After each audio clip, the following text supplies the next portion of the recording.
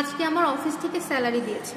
স্যালারিটা হাতে পাওয়ার পরে কোথাও না দাঁড়িয়ে অফিস থেকে সোজা বাড়িতে চলে আসলাম। বাসায় আসার পরে আমার বেতনের টাকাগুলো আমার স্বামীর হাতে তুলে দিলাম। তখন আমার হাজবেন্ড আমাকে জিজ্ঞেস করলো, এখানে কত টাকা দিলা তুমি আমাকে? বললাম, তুমি একটু গুনে দেখো না। টাকাগুলো আমার স্বামী গুনে দেখার পরে একটু রাগান্বিত হয়ে আমাকে বলছে, তুমি তো পাও 60,000 টাকা বেতন, তাহলে তুমি আমাকে 40,000 টাকা দিচ্ছ কেন?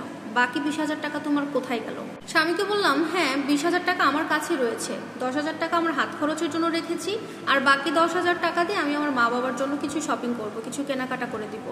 ওই সময় আমার হাজবেন্ড একটু বিরক্তির সুর নিয়ে আমাকে বললো, একটা মেয়ের বিয়ের পরে তার কখনো বাবা মা থাকে না, ঠিক আছে? বিয়ের পরে কিন্তু মা বাবা পর হয়েছে। স্বামীর মুখে এই কথা শোনার পরে আমার কাছে যে 10,000 টাকা রেখেছিলাম বাবা মায়ের জন্য, সেই টাকাটা আমি ওর হাতে দিয়ে দিই। তারপরে আমার স্বামী আবার বলে উঠলো, আর তোমার হাত খরচের জন্য এক্সট্রা টাকা লাগবে কেন? তোমার হাত খরচের সমস্ত টাকাই তো আমি দিই, তোমার যাতায়াত খরচ থেকে শুরু করে তোমার কাপড় চোপড়, তোমার মেকআপ সবকিছু তো আমিই কিনে দিই, তাহলে তোমার এক্সট্রা টাকা রাখার কি দরকার? এই কথাটা শোনার পরে আমার জন্য যে টাকাটা রেখেছিলাম 10,000, সেটাও আমার স্বামীকে আমি দিয়ে দিই। পরের দিন সকালবেলা স্বামীর পকেট থেকে 200 টাকা নিয়ে আমি অফিসে যাওয়ার জন্য বের হয়ে গেলাম। আর যাওয়ার আগে আমি একটা লিস্ট আমার স্বামীকে ধরিয়ে দিয়ে গেলাম যে এই মাসে আমার ঠিক কি কি লাগবে সেগুলো কেনার জন্য।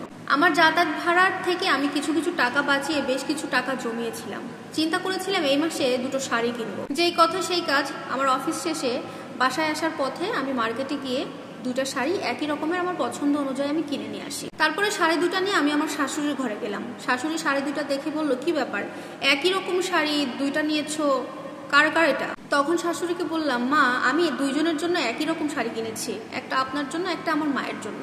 তখন আমার শাশুড়িও বলে উঠলো, তুমি বিয়ের পরেও এত মা করো কেন? একটা মেয়ের বিয়ের পরে কখনো মা বাবা থাকে না, আর যদি তুমি এত বাপের বাড়ি করো না, তাহলে তোমার এই সংসারে কিন্তু অশান্তি চলে আসবে, এটা মনে রেখো। শাশুড়ির মুখে এই কথাটা শোনার পরে আমার বুকের ভেতরে একটা মোচড় মেরে উঠলো। তখন চিন্তা করতে লাগলাম, আসলে কি একটা মেয়ের বিয়ের পরে তার বাবা মায়ের প্রতি আর কোনো দায়িত্ব কর্তব্য কিছুই থাকে না? মেয়েরা কি চাইলেও তার বাবা মাকে একটা কিছুই দিতে পারবে না?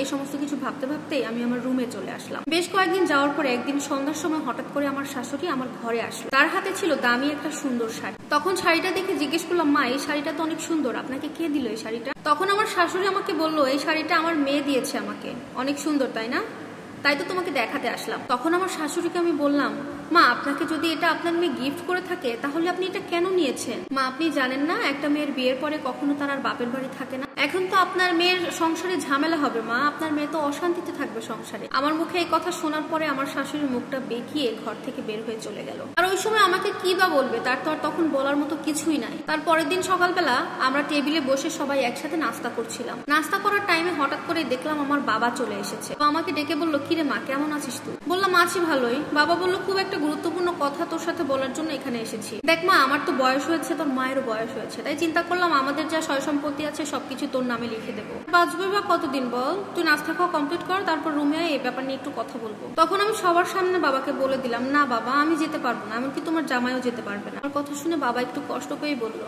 কেন রে মা, কি হয়েছে? আমি বললাম, তেমন কিছু হয় নাই বাবা, কিন্তু তুমি কি জানো না যে একটা মেয়ের বিয়ের পরে তার আর বাবার বাড়ি বলতে কিছু থাকে না, বাবা মা কিন্তু আর থাকে না। আমরা যদি পরে হয়ে যায় তাহলে তোমার কাছ থেকে কেনই বা কোনো জিনিস নিব? আর এই সব কিছু আমি আমার শ্বশুর বাড়ি থেকে শিখেছি, আমার শ্বশুর শাশুড়ি সবাই তাই বলে। আমার মুখে এই সমস্ত কথা শুনে ওই মুহূর্তে আমার শাশুড়ি আর আমার স্বামী ঠিকই তাদের ভুলটা বুঝতে পারে, আর আমার কাছে অনুশোচনা বোধ করে ক্ষমা চাইতে থাকে। এই লেখাটি আমি ফেসবুকের টাইমলাইনে পড়েছিলাম, আমার কাছে খুব খারাপ লেগেছে, তাই আপনাদের সাথে শেয়ার করলাম।